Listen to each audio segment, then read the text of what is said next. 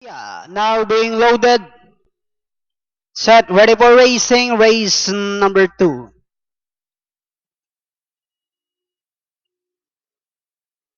Racing just is started. We have Don Albertini. Break quickly. Restart. Rushing about the outside is Malaya. Hot and spicy. Comes next Penrit.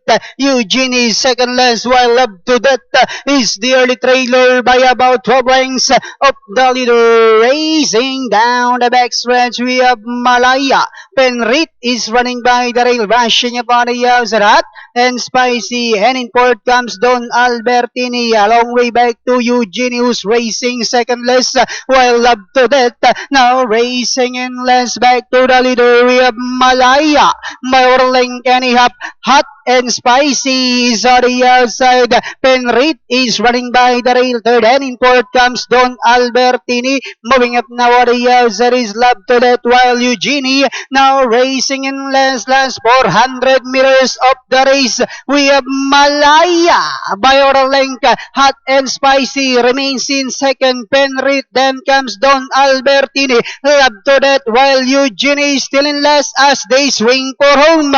Malaya by Orling Anyhop hot and spicy is on the outside. It's now hot and spicy now moves up and finally it's an upset by hot and spicy over Malaya. Then comes Penrit. Alright, buying Caderista, we have a giant upset coming from Hot and Spicy, ridden by Deo Fernandez.